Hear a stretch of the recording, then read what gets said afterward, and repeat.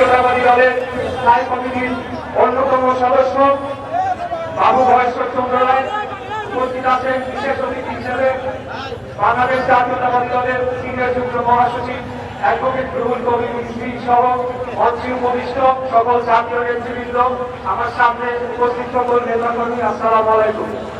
আমি আজকে বক্তব্য দিব না। আমি সিদ্ধান্ত নিয়ে এসেছি আজকে যারা ঢাকা মহানগর দক্ষিণ বিএনপির নেতা কর্মীরা রয়েছে তাদের সাথে আমি কিছু কথা বলবো।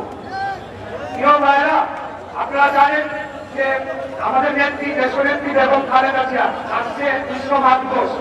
ওনাকে যেদিন এই অবৈধ স্বৈরাচারী খুনি শেখ হাসিনা সরকার তার বাসস্থান থেকে উচ্ছেদ করলো, সেদিন যদি বাংলাদেশের সাধারণ জনগণ লক্ষ লক্ষ জনগণ সেই মইনুলের বাসার দিকে তারা ধাবিত হতো, তাহলে হয়তো আজকে আমাদেরকে গণতন্ত্রের জন্য লড়াই করতে হতো না।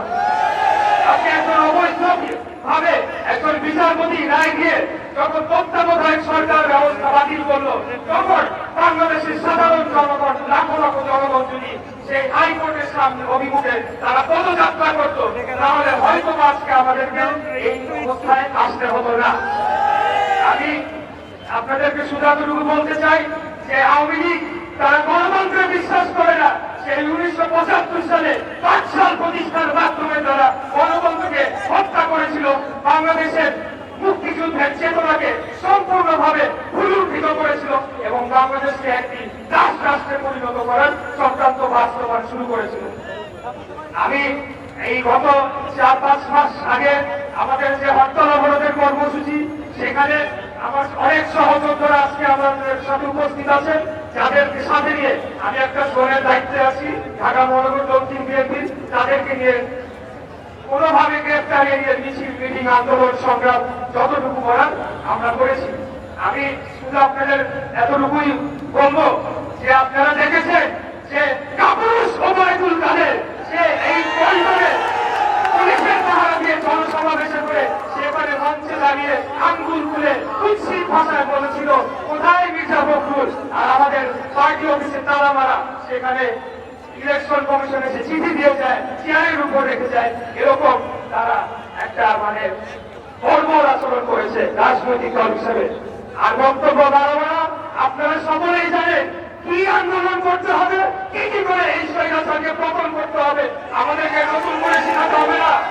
আগামী দিনে আমারও আমরা এই আন্দোলনকে তার চূড়ান্ত লক্ষ্যে নিয়ে গিয়ে এই স্বৈরাচারকে পতন করার জন্য যা যা করণীয় সবকিছু করা হবে ইনশাআল্লাহ। 71 সালে মুক্তিযোদ্ধারা যেভাবে বাংলাদেশকে স্বাধীন করেছিল, আজকে দেশনেত্রী এবং খালেদা জিয়া, দেশনায়ক তারেক রহমানের নেতৃত্বে আমরা সেই আদর্শে উদ্বুদ্ধ হয়ে আবারও বাংলাদেশকে স্বাধীন করবো ইনশাআল্লাহ। এই কাপুরুষ এই বর্বর আওয়ামী লীগ থেকে আমরা রাষ্ট্র ক্ষমতা থেকে হটিয়ে বাংলাদেশের জনগণের অধিকার প্রতিষ্ঠা করবো।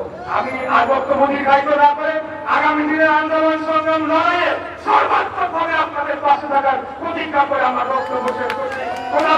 বাংলাদেশ জিন্দাবাদ, বাংলাদেশ জাতীয়তাবাদী দল জিন্দাবাদ, শহীদ রাষ্ট্রপতি জিয়া রহমান হোক, দেশনেত্রী বেগম খালেদা জিয়ার মুক্তি চাই, আমাদের নেতা দেশ কারণ তারেক রহমান জিন্দাবাদ, জিন্দাবাদ।